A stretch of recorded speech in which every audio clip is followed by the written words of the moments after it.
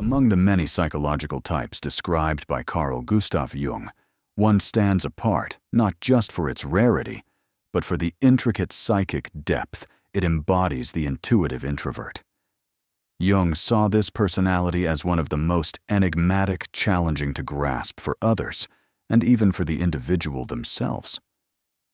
Unlike types driven by outward action, tangible facts, or visible emotions, the intuitive introvert is attuned to a symbolic current, flowing from the unconscious, shaped by inner visions, hunches, and archetypal patterns that lie beyond everyday perception.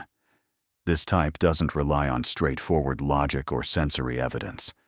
Their guide is internal sensing meanings that haven't yet taken form, detecting psychic shifts before they surface, and navigating with a profound sensitivity to the unseen.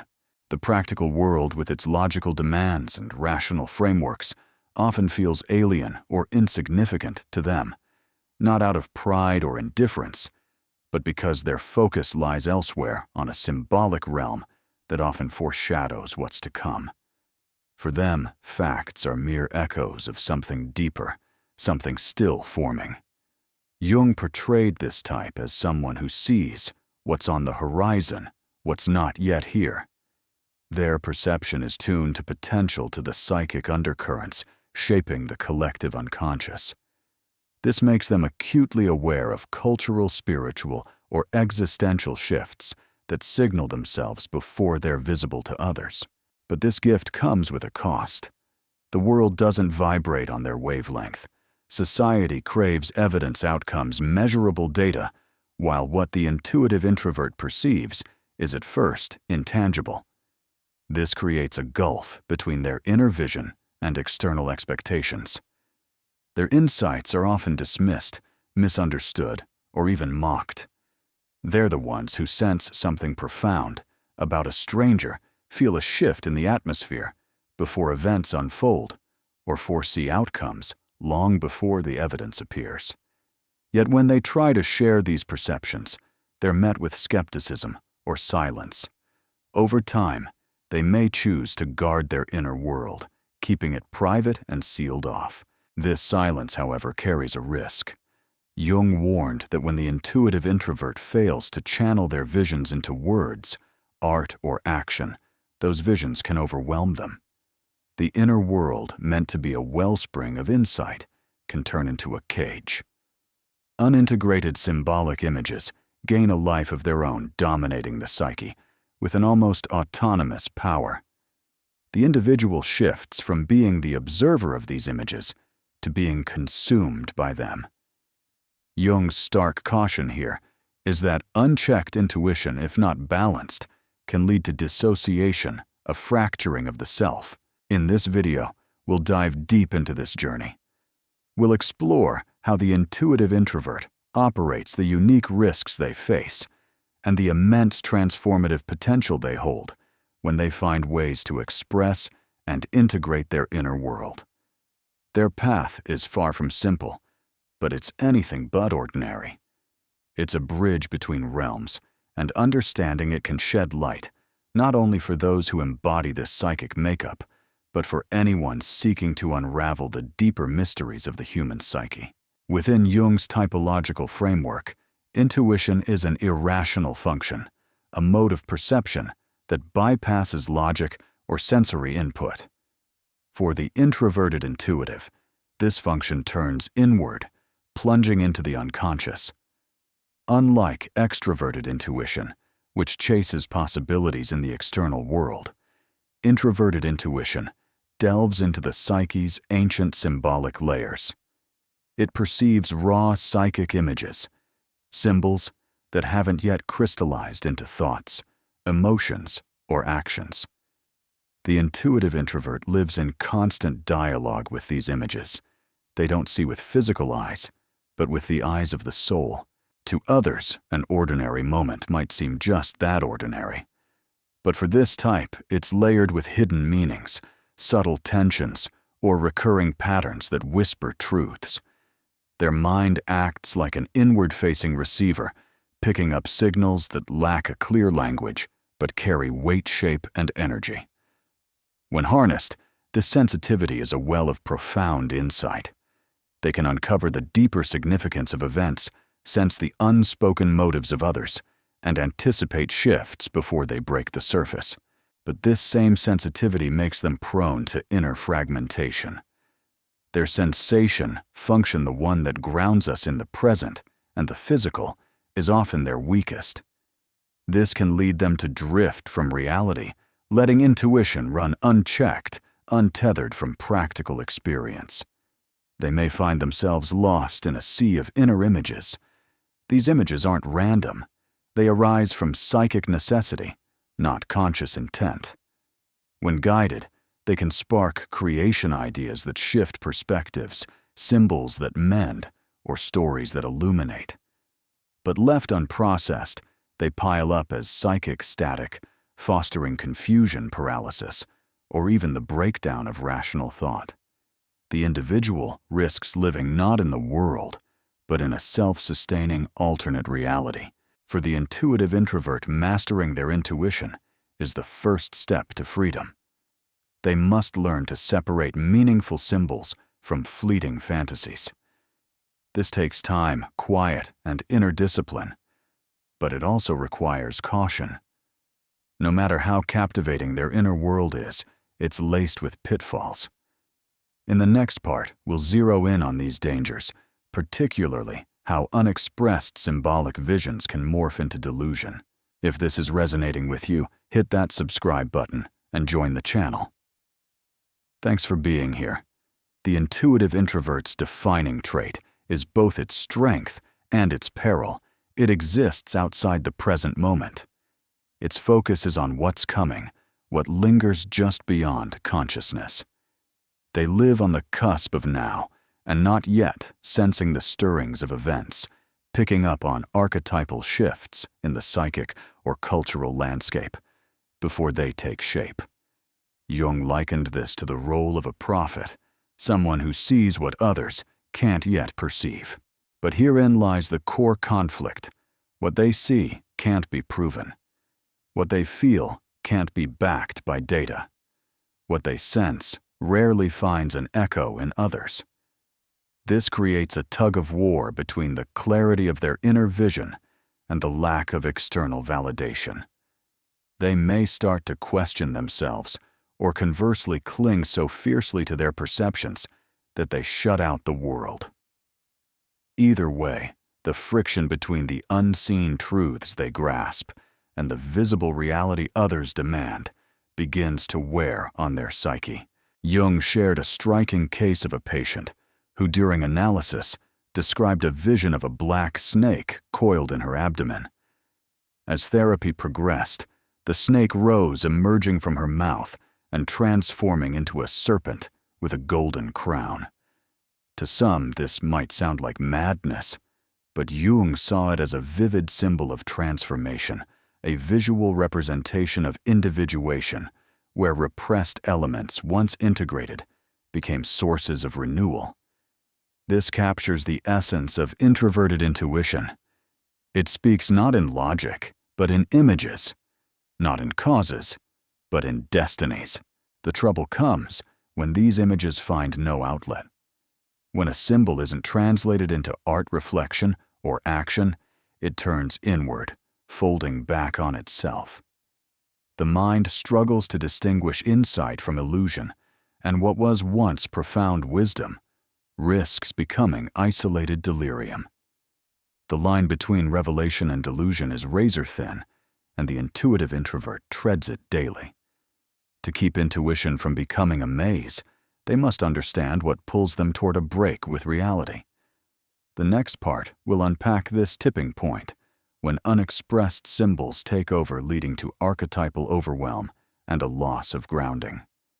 The intuitive introvert walks a delicate line, their inner world, a tapestry of symbols and premonitions that pulse with meaning.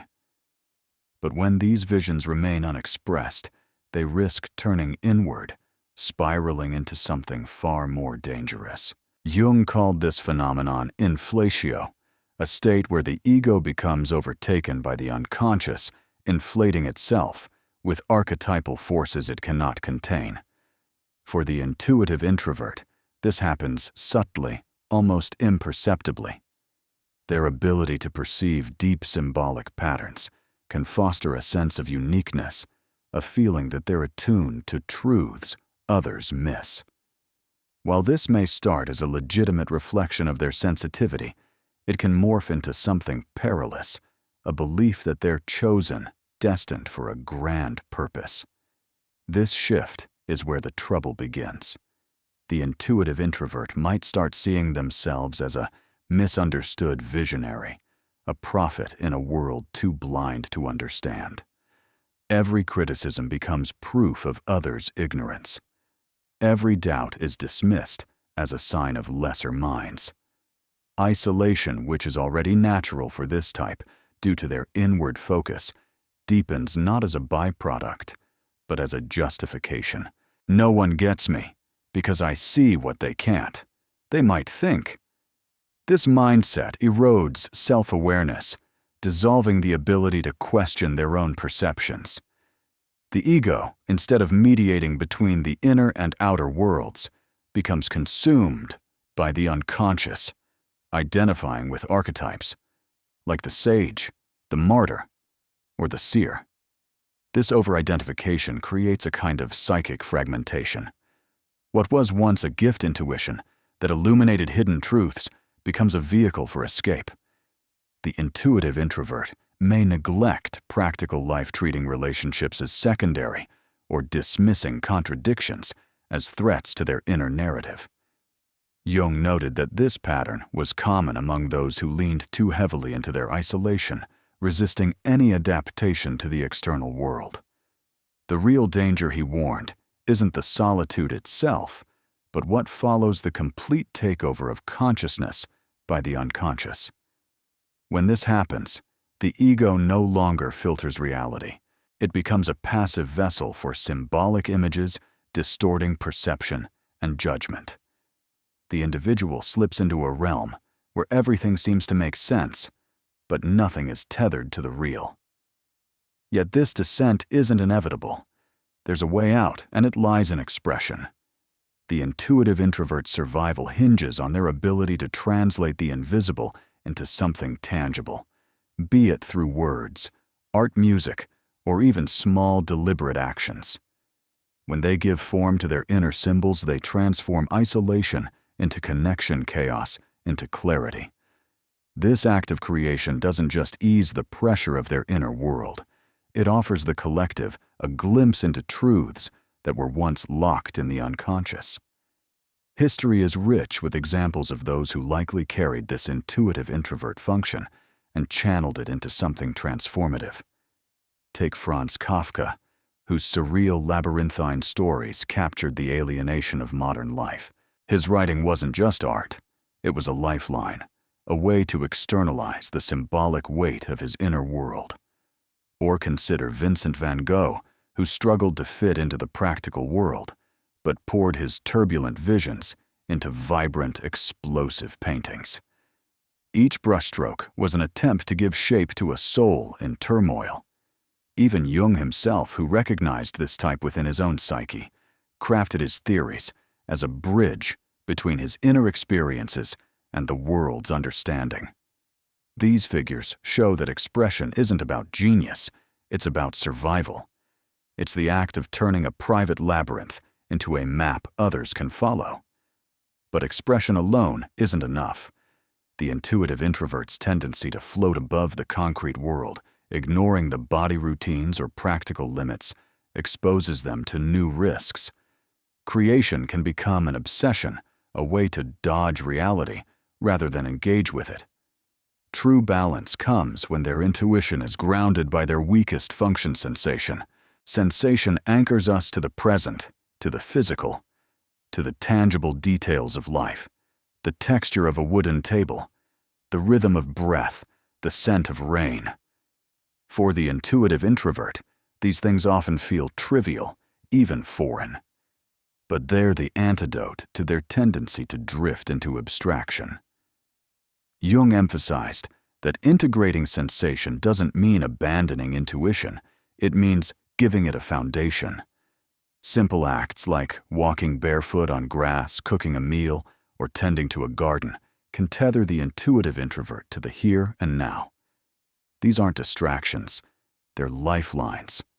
When they balance their deep dives into the unconscious with these grounding practices, their visions stop being traps and start becoming roots.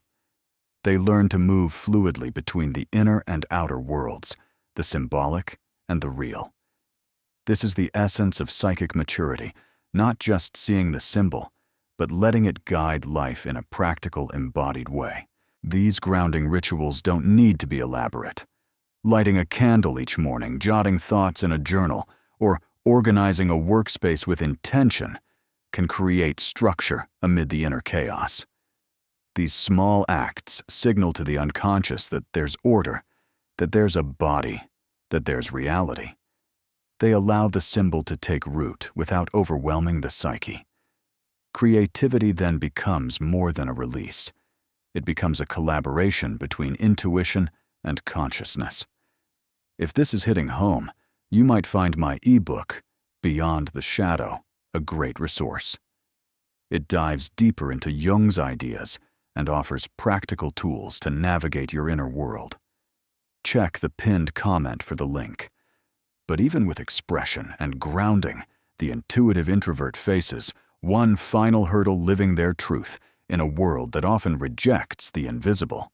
How do they stay true to their inner vision when society demands logic, productivity, and measurable results? That's what we'll explore in the final part of this video. Even when the intuitive introvert masters the art of expressing their inner symbols and grounding themselves in the tangible world, they face a final formidable challenge, holding fast to their inner truth in a society that often dismisses the unseen. Modern culture prioritizes the measurable data, productivity, visible results. Deep intuitions, symbolic insights, and quiet reflections are frequently overlooked, mocked, or deemed irrelevant.